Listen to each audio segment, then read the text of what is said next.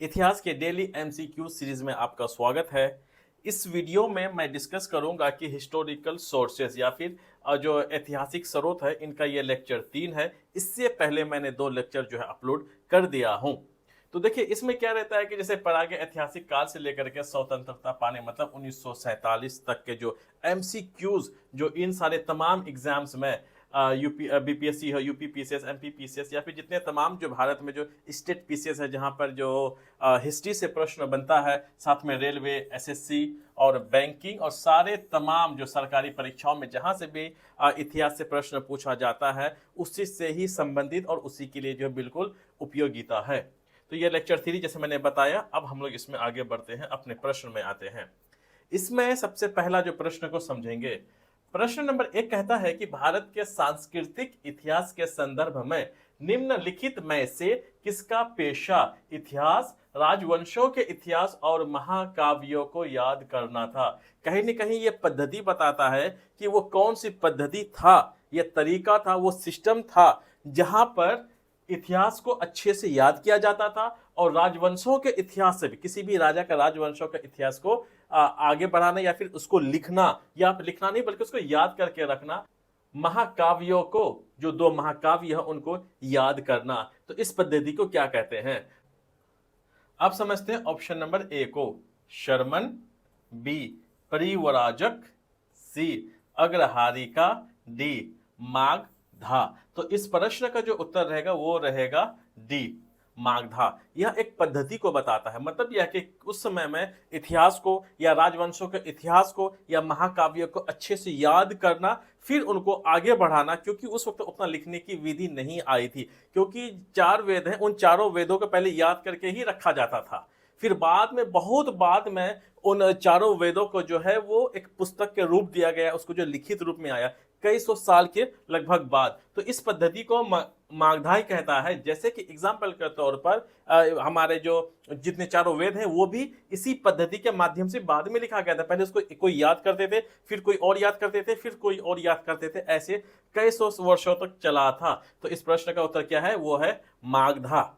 अब समझते हैं कि ऑप्शन ए को, बाकी ऑप्शंस को भी समझते हैं। एक होता है शर्मन। शर्मन का मतलब होता है कोई तपस्वी हो, कोई संत हो या कोई साधक हो, सांस्कृतिक जो मोह माया को छोड़ करके जो ज्ञान की प्राप्ति करे, तो उनको कहा जाता है शर्मन। और बी में है परिव्राजक। परिव्राजक का मतलब होता है कोई संत, कोई साधु या फिर कोई तपस्वी अगर ज्ञान के तलाश में, अगर वो घर परिवार को छोड़ करके स्थान दर स्थान अगर वो ट्रैवल करता, अगर वो घूमता है, यात्रा करता है ज्ञान के तलाश में, तो ऐसे उस जो पद्धति को कहा जाता था परिव्राजक। जैसे एग्जाम्पल के तौर पर महात्मा जो बुद्ध थे वो भी क्या प्राजरक, जो परिव्राजक जो पद्धति से ही वो अपना ज्ञान को क्या किए थे, वो अर्जित किए थे। वो क्योंकि वो एक जगह से दूसरी जगह वो क्या करते थे, ज्ञान की तलाश में घूमते रहते थे। यह सी है, वो है अग्रहारिका। अग्रहारिका का मतलब होता है कि दान में दी गई भूमि या फिर किसी गांव का जो प्रशासनिक व्यवस्था या किसी गांव का जो प्रबंधन को संभालने वाले अधिकारी को कहा जाता था उस टाइम पे अग्रहारिका। अब समझते हैं प्रश्न नंबर 2 को। प्रश्न नंबर 2 क्या कहता है कि महासभा की गतिविधियों की विस्तृत जानकारी एक शिलालेख में पाई गई है और उस स्थान से प्राप्त हुआ है। या फिर इस महासभा का और एक नाम है, उसका नाम है ग्राम सभा। मतलब कि ग्राम सभा की गतिविधियों के बारे में विस्तृत जानकारी हमें कौन से शिलालेख या फिर वो कौन से स्थान से प्राप्त हुआ है। पहले इस ऑप्शंस को समझते हैं, फिर इस जो प्रश्न को हमें बाद में समझ में आएगा, अपने आप आपको समझ में आ जाएगा। ऑप्शन नंबर ए, उत्तर मेरू शिलालेख से क्या हमें ग्राम सभा या फिर महासभा की जानकारी मिली है? बी, तंजौर की, क्या तंजौर शिलालेख से क्या हमें महासभा या ग्राम सभा की जानकारी मिली है? या फिर मणिमंगलम से हमें क्या ये बात की जानकारी मिली है? तो इस प्रश्न का जो उत्तर रहेगा वो रहेगा ए, वो रहेगा उत्तर मेरूर शिलालेख। उत्तर मेरूर शिलालेख में आखिर हमें क्या पता चला है, जरा उसको समझते हैं। याद रखेगा कि उत्तर मेरूर शिलालेख जो है यह है तमिलनाडु में। तमिलनाडु में एक जिला है जिसका नाम है कांचीपुरम। कांचीपुरम जिले में हमें यह मिला है कि उत्तर मेरूर का शिलालेख ही एक ऐसा शिलालेख है जहां से हमें इस बात का पता चला है कि चोल साम्राज्य के एक राजा थे जिसका नाम था प्रांतक प्रांतक प्रथम। ये चोल साम्राज्य का एक ऐसा राजा थे, अपने शासन काल में इसने ये बिल्कुल एकदम एक आदेश पारित कर दिया। राजा ने आदेश पारित कर दिया कि चोल साम्राज्य के अंदर में जितने भी गांव होंगे, हर गांव का अपना एक क्या होंगे, ग्राम सभा होगा। उस ग्राम सभा में या उस गांव के प्रति जो भी डिसीजन लिया जाएगा, जो भी निर्णय लिया जाएगा, गांव वाले के द्वारा लिया जाएगा। गांव में एक इलेक्शन होगा, जैसे गांव में प्रधान या मुखिया जी का इलेक्शन होता है ना, सेम कहानी यहां पर भी होगा। और उस गांव का प्रशासनिक हो, आर्थिक हो या सामाजिक जो भी निर्णय लेंगे यहाँ के लोग लेंगे, इसमें राजा का कोई भी इंटरफेयर नहीं होगा। तो ये इस तरह का जो व्यवस्था है पहली बार जो है प्रांतक प्रथम के समय में शुरू हुआ था। और यहीं पर इसके बारे में हमें जो कहा उत्तर मेरूर शिलालेख में जानकारी मिलती है, लगभग ये कहा 10वीं शताब्दी के करीब जो है ये बात है जहां पर ये शिलालेख लिखा गया है। दरअसल में क्या है कि ये उत्तर मेरूर में जो उस वक्त एक गांव हुआ करता था, तो यहां पर एक मंदिर है बैकुंठ मंदिर। इसी मंदिर के जो दीवार है उन्हीं में ही यह शिलालेख को लिखा गया है। यहाँ पे चबूतरा था, वहां पर भी लिखा गया था। और इस व्यवस्था की इतनी खास बात थी, खासकर उत्तर मेरूर जो गांव हुआ करता था, लगभग वहां पर 30 वार्ड था। आज भी शहरों में जहां नगर निगम है वहां पर वार्ड पार्षद बोलते हैं, जहां पंचायत है वहां पे वार्ड मेंबर बोलते हैं। तो ये उत्तर मेरूर शिलालेख में जो है जिक्र मिला है कि इस जो गांव है, हालांकि ये उस वक्त ये गांव भी हुआ करता था, इसमें 30 वार्ड होते थे और वार्ड को भी कौन, वहां के लोग चुनते थे। यहाँ का इतना अच्छा जो इलेक्शन प्रोसेस था, जो यहाँ इलेक्शन जो प्रोसेस इतना अच्छा था कि ऐसे गांव वाले को चुनते थे जो कि उस वक्त का वेदों की जानकारी हो, मंत्रों की जानकारी हो, उनकी उम्र 35 साल से 75 साल की हो, ऐसे लोगों को कैंडिडेट किया जाता था। मतलब कैंडिडेट सेलेक्ट करते थे गांव वाले। और इलेक्शन के प्रोसेस क्या होता था कि एक मिट्टी के बहुत बड़ा घड़ा होता था और तार के पत्तों में जो भी वहां पर जो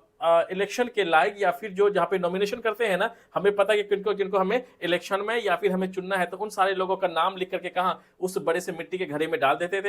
एक छोटा सा बच्चा होता था, उस बच्चे को उसमें हाथ डलवा दिया जाता था। उनमें से जिनका भी नाम पहले निकलेगा उनको ही इस गांव का मुखिया या फिर जो वार्ड मेंबर चुना जाता था। इतना अच्छा वहां पे प्रोसेस हुआ करता था। और यह भी था कि अगर कोई भी कैंडिडेट इलेक्शन जीत जाए, अगर वो चोरी करे तो उसकी भी सजा बड़ी खतरनाक देते थे ये लोग। मतलब इतना अच्छा प्रोसेस है। लेकिन आज के टाइम पे अब एमपी हो, एमएलए हो, चाहे गांव का प्रधान हो, वार्ड मेंबर हो, वार्ड पार्षद हो, तो यहाँ पे कोई ऐसे जो इंडिया में भी फिलहाल तो कोई ऐसा जो क्वालिफिकेशन के बारे में कोई बात नहीं करता, यहाँ कोई क्वालिफिकेशन है ही नहीं। लेकिन उस वक्त था कि कम से कम आपको जितने मंत्र है और वेदों की जानकारी होना चाहिए था। वहां का क्या होता था, एक क्राइटेरिया होती थी इलेक्शन लड़ने का। इतना अच्छा प्रोसेस था। अब समझ लेते हैं ऑप्शन नंबर बी को। इस तंजावुर का एक नाम है तंजाउर। इसी जगह पर इस शिलालेख से हमें और एक जानकारी यह मिली है कि एक बृहदीश्वर मंदिर था और इसी मंदिर में ही हमें कुछ चीजें या फिर शिलालेख मिली है लिखी हुई। और यहाँ के चबूतरों में भी हमें शिलालेख मिली है, इसीलिए इनका नाम क्या है, तंजौर का शिलालेख। और इसी शिलालेख से हमें कौन से मंदिर की जानकारी मिली है, बृहदीश्वर मंदिर की जानकारी मिली है। और इस मंदिर को बनवाने वाला भी कौन थे, चोल साम्राज्य के राजा थे। अब समझते हैं ऑप्शन नंबर सी को। ऑप्शन नंबर सी में क्या है, वो है मणिमंगलम शिलालेख। मणिमंगलम शिलालेख भी कहां, यह जो है कांचीपुरम जिले में है, कांचीपुरम जिले में है। और यहां पर भी हमें किसकी जानकारी मिली है, चोल राजाओं की जानकारी मिली है। अब समझते हैं प्रश्न नंबर 3 को। प्रश्न नंबर 3 क्या कहता है कि निम्नलिखित में से किस स्थान से रोमन सिक्के प्राप्त हुए हैं। Option A Delhi, B Agra, C Arikamedu या फिर डी जो है वो है जयपुर। तो इस प्रश्न का जो उत्तर है वो है आपका कौन सा, अरिका मेडु। ये भी कहां, तमिलनाडु में एक जगह का नाम है, तमिलनाडु में ही एक जगह है। इसी जगह पर हमें क्या मिला है, हमें रोमन सिक्के के जो कुछ है वो साक्ष्य मिला है। हालांकि दिल्ली, आगरा और यहाँ पर जो अलग अलग जगह का मिला है, लेकिन ये उतना इंपॉर्टेंट नहीं है कि यहाँ कौन कौन से सिक्के मिले हैं, लेकिन ये क्या है, ये ज्यादा इंपॉर्टेंट है, एग्जाम में ये पूछा हुआ प्रश्न है। अब समझते हैं प्रश्न नंबर 4 को। प्रश्न नंबर 4 क्या कहता है कि चीनी यात्री सुंग युन ने भारत की यात्रा कब की थी? तो इसका ऑप्शन नंबर ए 545 से लेकर के 552 एडी मतलब ईस्वी, बी 592 से 517 ईस्वी, सी 525 से लेकर के 529 ईस्वी, डी 518 से लेकर के 522 ईस्वी। तो इस प्रश्न का जो उत्तर रहेगा वो रहेगा डी। जो सुंग युन है वो भारत की जो यात्रा कब की थी? 518 से लेकर के 522 तक का भारत में रहे थे। पहले क्या करते हैं कि जितने भी चाइनीज जो यात्री भारत आए थे उनका हम लोग एक लिस्ट बना लेते हैं। देखिए चाइनीज के अगर यात्री में अगर देखे थे भारत सबसे पहले कौन आया था, उसका नाम था फाहियान। फाहियान। अब इस प्रकार से जो है जो चीनी यात्री जो भारत आए थे, पहले कौन आए थे? फाहियान आए थे। वो 399 ईस्वी में आए थे। ये किसके दरबार में आए थे? भारत में उस वक्त जो था गुप्त वंश का शासन चल रहा था। उसमें एक राजा थे जिनका नाम था चंद्रगुप्त सेकंड, और इनका जो एक जिसने टाइटल लिया था उसका नाम था विक्रमादित्य। विक्रमादित्य। तो चंद्रगुप्त द्वितीय का नाम भी था चंद्रगुप्त विक्रमादित्य, इनका नाम था। ये इन्हीं के टाइम पे आए थे। और फाहियान जब वो आए थे तो उसने एक किताब लिखी थी। उस किताब का नाम था फो कु की। यह जो प्रश्न कई बार पूछा जाता है। उसके बाद दूसरी चीनी यात्रियों में अगर देखें, उनका नाम था सुंग युन, जिसके बारे में हमने यहाँ बात करी। ये सुंग युन थे, ये किसी के दरबार में आए नहीं थे, लेकिन ये कहाँ से आए थे? ये सिर्फ जो उत्तर पश्चिम भारत में आए थे, जैसे गांधार हो गया, और उसके बाद जो पंजाब वाला जो हिस्सा है गांधार, पंजाब वाला हिस्सा जो है वो वहीं तक आए थे, जहाँ पे सिंधु वगैरह है, वहीं तक सिंधु नदी जो है वहीं तक आए थे। फिर वो यहाँ से कहाँ वापस चले गए थे। देखिए जितने भी लोग आए थे सबका एक ही मकसद था कि बौद्ध धर्म की शिक्षा लेना, और साथ में है कि बौद्ध धर्म से रिलेटेड जितने भी बौद्ध ग्रंथ है उनको भारत से लेना, उसको फिर लेके कहाँ चाइना चला जाना। जितने भी यात्री आए थे उनका अप्रत्यक्ष रूप से या प्रत्यक्ष रूप से उनका एक ही मकसद था, ये भी आया था। खास करके ये तो यहाँ से जो कुछ बौद्ध ग्रंथ मिला था ये फिर यहाँ से क्या हो गए, चाइना चले गए। अब आते हैं तीसरा, उसका नाम है ह्वेनत्सांग। ह्वेनत्सांग जो आए थे ये आए थे राजा हर्षवर्धन के समय में ये भारत आए थे ह्वेनत्सांग। और इसने एक किताब लिखी थी, उसका नाम था सी यू की। यह एक पुस्तक लिखे थे। उसके बाद है आखिरी चाइनीज जो यात्रा थे, या फिर चाइनीज अगर यात्रा में अगर देखा जाए कि वो कौन सा चीनी यात्रा जो अंत में आए थे, उसका नाम था इत्सिंग। इत्सिंग एक ऐसा चीनी यात्रियों में से था जो कि कहाँ जो नालंदा यूनिवर्सिटी, नालंदा यूनिवर्सिटी में लगभग 10 साल तक इसने पढ़ाई की। बौद्ध ग्रंथ के साथ साथ इसने संस्कृत की भी जानकारी ली। उनके बाद बौद्ध ग्रंथ की जानकारी लेने के बाद ये कुछ किताब जो है बौद्ध ग्रंथ से लेने के बाद ये फिर कहाँ चाइना वापस चले गए। अब समझते हैं प्रश्न नंबर 5 को। प्रश्न नंबर 5 क्या कहता है कि ऐतिहासिक प्रस्तावना से शुरू होने वाली शिलालेख लेखन की परंपरा किसने शुरू की? अब ऐतिहासिक प्रस्तावना का मतलब यह होता है कि इससे पहले जितनी भी शिलालेख लिखी गई थी उस शिलालेख में कोई भी सिस्टमेटिक नहीं था। कोई भी बात कभी भी लिखी जा सकती थी। जो बात बाद में लिखनी थी वो पहले लिख देते थे, जो पहली वाली बात थी वो बाद में लिखते थे। शिलालेख इससे पहले लिखी तो जाती थी लेकिन सिस्टमेटिक तौर पर लिखी नहीं जाती थी। लेकिन सिस्टमेटिक तौर पर अगर किसी ने अगर लिखना शुरू किया था तो इनमें से कौन थे? तो इनमें देखा जाएगा ऑप्शन नंबर ए प्रांतक। ये सबके सब चोल राजा है, याद रखेगा कि ये जो राजाओं का नाम है ये बिल्कुल चोल राजाओं का नाम है। एक का नाम है प्रांतक, ऑप्शन ए, बी राजेंद्र प्रथम, सी राजा प्रथम। इसका नाम राज भी है, कहीं कहीं राजा भी है, आप देख लेना इसको, है ना। हिंदी में ये रहेगा, इंग्लिश में ये रहेगा। तो राज प्रथम, तो इनमें से जो थे वो था ऑप्शन नंबर सी राज प्रथम। चोल साम्राज्य एक ऐसा मात्र राजा थे जिसने पहले अपने शिलालेख में क्या ऐतिहासिक प्रस्तावना का शुरुआत किया था। जैसे एग्जाम्पल के तौर पर मान लेता हूं कि यह एक इसने शिलालेख कहीं लिखवाया है। और लिखवाएगा पहले के सिस्टमेटिक तरीका में यह है कि पहले विजय होगा। अगर ये तो क्या करेंगे, सबसे पहले किसी के साथ युद्ध करेंगे। युद्ध करेंगे तो किसके साथ करेंगे, युद्ध में हारे या जीते, जाहिर सी बात है जहां पे ये जीतेंगे तो वही लिखवाएंगे अपनी। उसके बाद वो क्या लिखवाएंगे, उपलब्धियां। उसके बाद क्या लिखेंगे, अपने प्रशंसा या अपने वंशजों की प्रशंसा तो लिखी गई। तो इस वक्त का जो मतलब ऐतिहासिक प्रस्तावना का जो शुरुआत है वो कौन किए थे, ये किए थे। जैसे याद रखिएगा कि ऐतिहासिक प्रस्तावना को, क्योंकि ये सबके सब यहाँ के तमिलनाडु के थे, तो इन लोग क्या करते थे कि ऐतिहासिक प्रस्तावना का नाम उन लोग लिखा था में ई कीर्ति। मेई कीर्ति, मेई कीर्ति का मतलब क्या होता है, ऐतिहासिक प्रस्तावना को नाम तमिलनाडु में, तमिल में क्या बोलते थे, मेई कीर्ति। मेई कीर्ति का मतलब होता है सच्ची कीर्ति। सच्ची कीर्ति, सच्ची कीर्ति का मतलब होता है सच्ची बात, ये लिखते थे।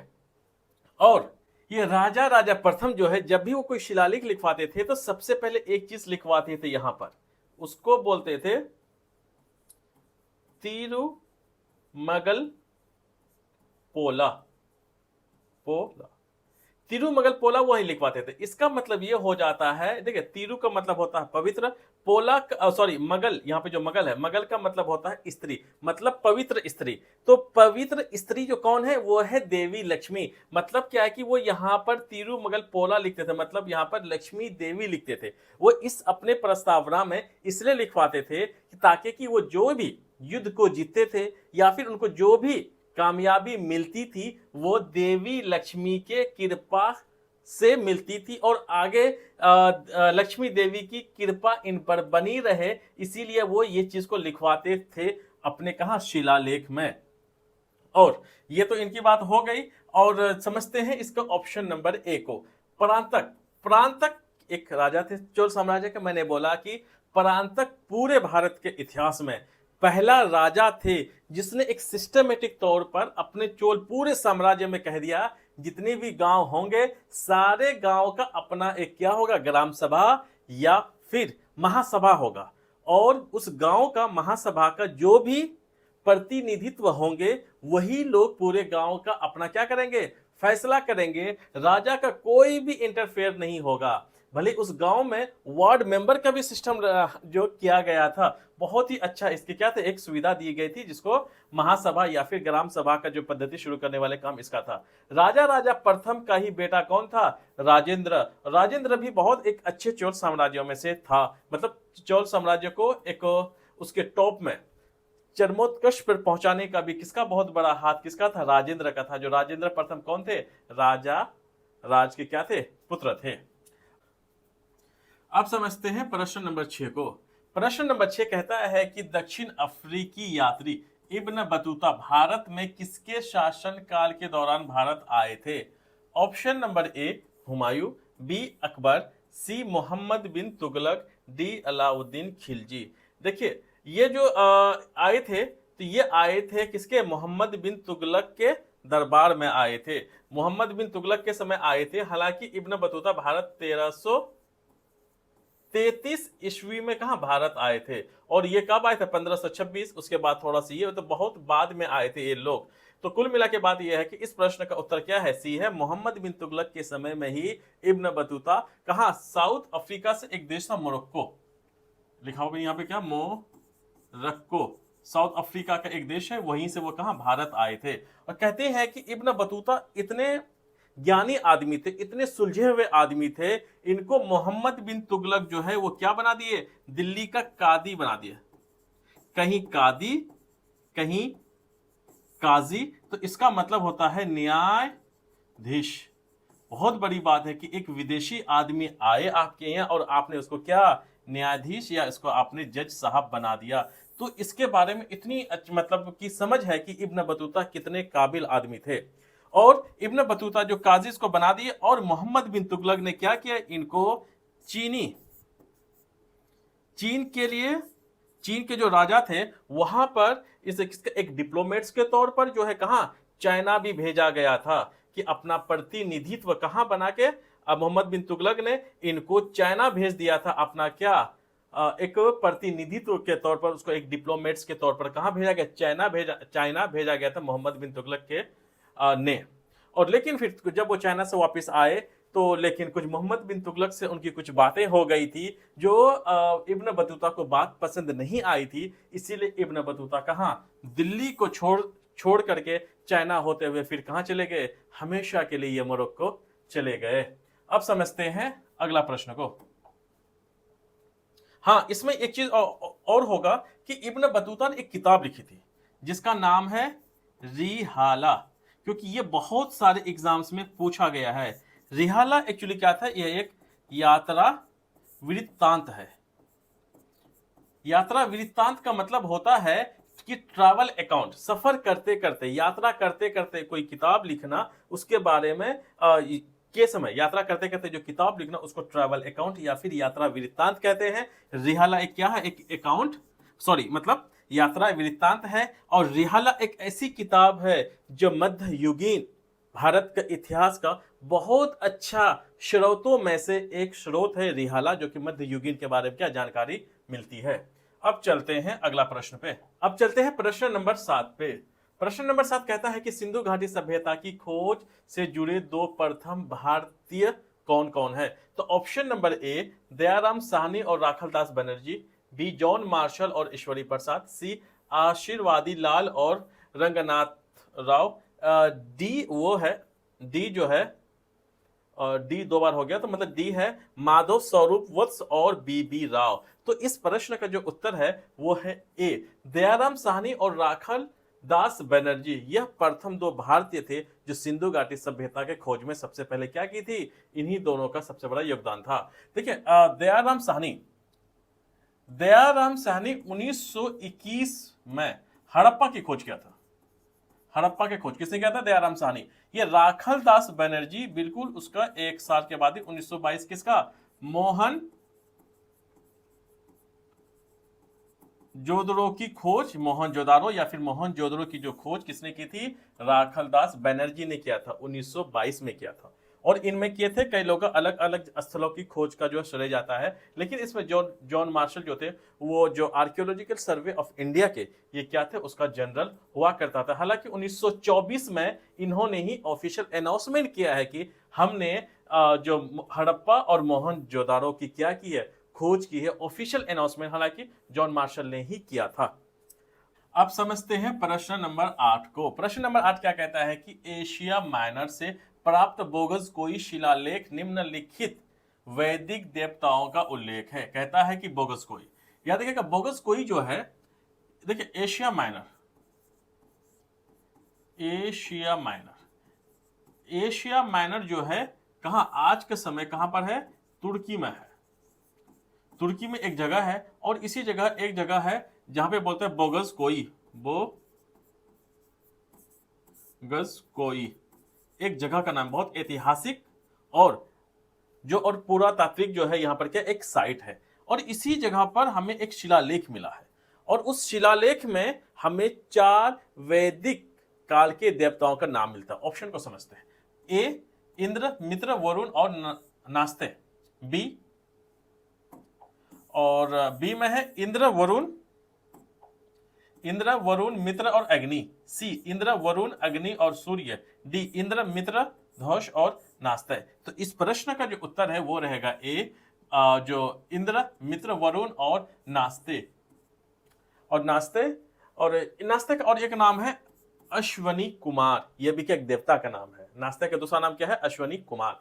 तो हालांकि वहां के नास्ते नहीं बल्कि वहां अश्वनी कुमार लिखा गया है, तो इसीलिए नास्ते या अश्वनी कुमार दोनों एक ही चीज है। तो इंद्र, मित्र, वरुण और नास्ते के ही क्या है मिला है, इन्हीं चारों वैदिक काल के देवताओं का कहां बोगस कोई शिलालेख में मिला है। अब वहां तक कैसे पहुंचा वो अलग बात है, क्योंकि ये सब चीजें कहां के आर्यन ही लाए थे। आर्यन कहां, मध्य एशिया के थे, तो हो सकता है कि उस वक्त तो वहां गए होंगे। लेकिन इसका महत्व क्या है जरा वो समझिए। यहां मिला ना, ये आखिर कैसे मिला जरा समझते हैं कि वहां पर 2 राज्य हुआ करते थे। एक का नाम था हित्ती राज्य थे। इनके जो राजा था, इनका राजा था, उनका नाम था हित्ती। एक राज्य था, उस राज्य का राजा का नाम था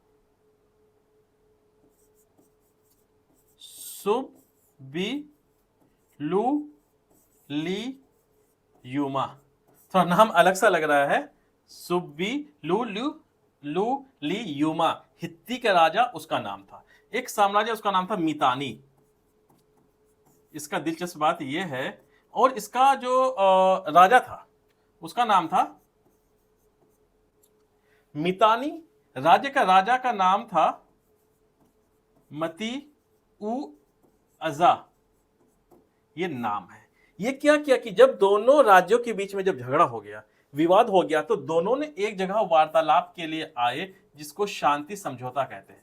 इसी शांति समझौता में इन्हीं चारों देवताओं को साक्षी मान करके, इन्हीं चारों देवताओं का कसम खा करके दोनों ने शांति समझौता किया कि हम इन्हीं चारों देवताओं के साक्षी को मानते हुए ये शांति वार्तालाप या फिर शांति समझौता करते हैं। इनके बाद कोई भी राज्य एक दूसरे पर हमला नहीं करेगा। ये बहुत बड़ी महत्व है कि हजारों किलोमीटर दूर और इन देवताओं की कस्में खाई जा रही हैं, साक्षी मानी जा रही है कि इनके को साक्षी मान करके हम क्या करते हैं, शांति समझौता करते हैं। ये बहुत बड़ी महत्व है इनके कि वैदिक देवताओं का कहीं और उनकी क्या साक्षी मान करके उन लोग कस्में खा रहे हैं।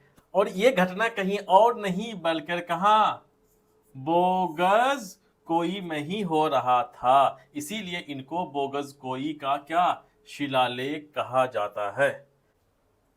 अब समझते हैं प्रश्न नंबर 9 को कि अशोक के शिलालेखों को समझने वाले प्रथम अंग्रेज कौन थे। तो इस प्रश्न का जो ऑप्शन ए है John Tower, B Harry Smith, C Charles Metcalfe, D वो है जेम्स प्रिंसेप। तो इस प्रश्न का जो उत्तर है वो है D, James Prinsep. James Prinsep पहला ऐसा अंग्रेज थे जिन्होंने अशोक के शिलालेखों को समझने का प्रयास, और सबसे पहले कामयाबी भी किनको मिली, जेम्स प्रिंसेप को मिली थी। यह बात है सन 1837 के।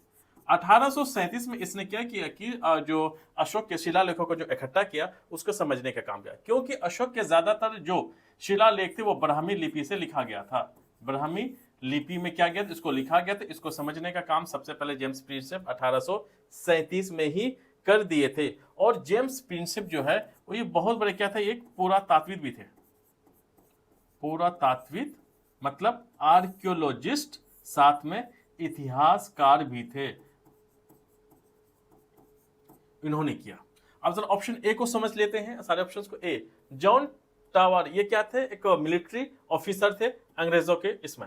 और हैरी स्मिथ भी क्या थे, यह एक जनरल कमांडर हुआ करते थे, जो पंजाब के खिलाफ ज्यादातर अंग्रेजों ने जो भी अभियान चलाए थे, मतलब पंजाब के खिलाफ महाराजा रंजीत के जो उसके डेथ होने के बाद जो भी चलाए गई थी, उनमें हैरी स्मिथ जो है बहुत ज्यादा एक्टिव नजर आए थे। ये वहीं पे क्या थे, एक कमांडर के तौर पे काम करते थे ये हैरी स्मिथ। खैर इसका इस प्रश्न से इसका कोई मतलब ही नहीं है। हाँ, चार्ल्स मेटकॉफ है। चार्ल्स मेटकॉफ ये थे क्या, देखिए पहली बात ये गवर्नर जनरल बने भारत के। गवर्नर जनरल ये 1835 और 1836 के बीच में बने, मात्र 1 साल के लिए बने, लेकिन इतने बहुत बड़ा काम करके चला गया। चार्ल्स मेटकॉफ ये एक ऐसा पहला व्यक्ति थे जो भारत में प्रेसों में प्रतिबंधित लगा दिए थे। भारतीय प्रेस में प्रतिबंधित को हटाने का काम कौन किए, चार्ल्स मेटकॉफ किए। इसीलिए इनको भारतीय प्रेस का मुक्तिदाता भी कहा जाता है। चार्ल्स मेटकॉफ को भारतीय प्रेस का मुक्तिदाता कहा जाता है। जिसने भी प्रेस पे प्रतिबंध लगाए थे अंग्रेजों ने, ये एक ही साल में आकर के क्या कर दिए, हटा दिए। तभी से ही भारत में जो प्रेस, बहुत अलग अलग तरह के पत्र, जो पत्रिकाएं हैं वो बनी, बहुत सारे जो न्यूज़पेपर्स जो है वो बने। और चार्ल्स मेटकॉफ जो थे 1 साल के लिए बने। इन्हीं को ही एक्टिंग गवर्नर भी कहा जाते हैं। एक्टिंग गवर्नर कहा जाता है, या फिर इसको कार्यवाहक गवर्नर जनरल के रूप में भी इनको जाना जाता है, क्योंकि सिर्फ 1 साल के लिए बने थे। हालांकि इसको कोई मकसद नहीं था, लेकिन किसी वजह से इनको बना दिया गया था। अब समझते हैं प्रश्न नंबर 10 को कि कल्हण की पुस्तक का क्या नाम है। ऑप्शन ए अर्थशास्त्र, बी इंडिका, सी पुराण, डी राजतरंगिणी। तो इस प्रश्न का जो उत्तर है वो है डी, जिसका नाम है राजतरंगिणी। राजतरंगिणी पहली ऐसे मान्यता प्राप्त किताब है जहां पर एक सुव्यवस्थित ढंग से मतलब सिस्टमेटिक तरीका से जो डेट वाइज सारे चीजों को तथ्य को लिखा गया है। इनसे पहले जितने भी किताब हुआ करते थे तो वहां पर कोई भी सिस्टमेटिक या सुव्यवस्थित ढंग से नहीं लिखा जाता था, इतिहास को लिखते थे लेकिन क्रमबद्ध नहीं था। ये बिल्कुल क्या है, क्रमबद्ध तरीका से लिखने वाली पहली मान्यता प्राप्त पुस्तक है भारत के इतिहास को नजर से। तो कल्हण की पहला, अब उसको ऑप्शन नंबर ए को समझते, अर्थशास्त्र। अर्थशास्त्र किसकी थी? ये चाणक्य की किताब थी, चाणक्य की किताब थी। और इंडिका जो थी वो मेगस्थनीज किसके दरबार में आए थे? ये चंद्रगुप्त मौर्य के दरबार में आए थे। ये था पुराण जो है एक क्या है, एक धार्मिक ग्रंथ है। चाणक्य जो एक किताब लिखी थी, ये किसमें लिखी थी? अर्थशास्त्र या राजनीति के ऊपर में था। और आ जाता है राज तरंगनी के बारे में। राज तरंगनी के बारे में कई सारी बातें लिखी हुई है। उनमें से एक तथ्यात्मक ये है कि राजा जो कश्मीर के राजाओं के बारे में लिखा गया था, उसमें एक राजा थे हर्षदेव। हर्षदेव एक वंश था, उसका नाम था लोहारा। लोहारा वंश के क्या थे? ये राजा थे। हर्षवर्धन को कहते हैं ये बहुत अय्याश किस्म के राजा थे। कहते हैं कि ये इतने अय्याशी में उसमें विलीन हो गए थे कि जब इसकी आंख खुली, इनको पता चला कि इसने पूरा धन क्या कर लिए, खत्म कर लिए। और अपना ज्यादा धन किसमें खत्म करते थे? अय्याशियों में खत्म करते थे। और दूसरा किसमें करते थे? वो सेना में करते थे।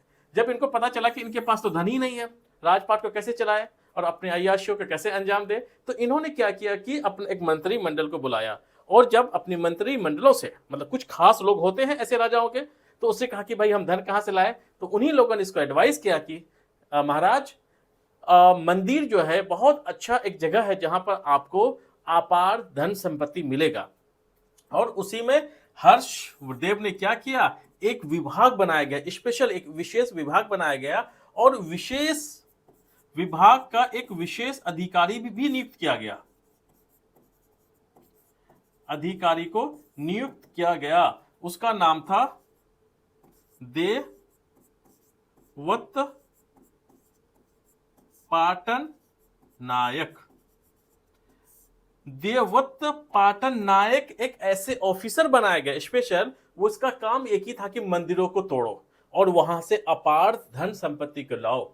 और कहते हैं कि वो इसलिए अधिकारी और विभाग को बनाया गया क्योंकि उसको एक मंदिर से पेट नहीं भरना था, उसको बहुत सारे थे।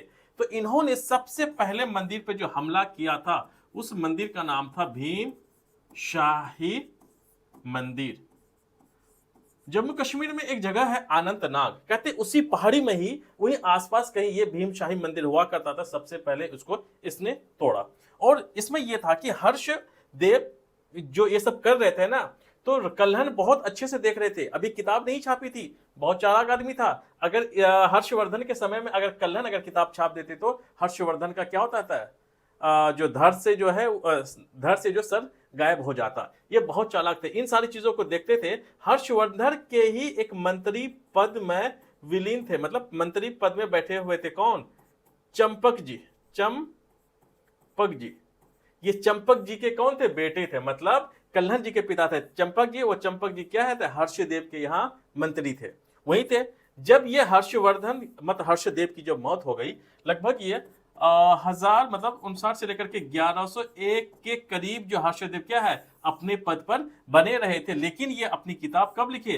1150 के आसपास में यह पुस्तक इसने लिखी।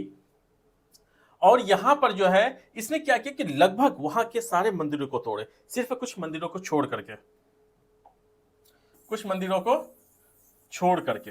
जैसे वहां के शहर में एक बहुत बड़ी मंदिर थी, मंदिर था रणस्वामी। रणस्वामी मंदिर को छोड़ करके, रणस्वामी के मंदिर को छोड़ करके, और एक थे मारतंडा। इन दोनों मंदिरों को छोड़ के सारे मंदिरों को उसने क्या लूट डाले। और सिर्फ हिंदू मंदिरों को नहीं, बल्कि वहां पे बौद्ध मंदिर थे, वहां से भी उसने जो भी गौतम बुद्ध के जो पुतला हुआ करते थे, सोने को हो, चांदी को हो, या फिर कोई मूल्य धातु का हो जो जिसकी कीमत हो, उन सबको पैसे लूटने के अलावा उन सारे देवी देवताओं का यहाँ तक कि गौतम बुद्ध के भी प्रतिमा को उठा के लाते थे, उसको गलाते थे और उसको क्या सोने चांदी के सिक्कों में वो बदल लेते थे।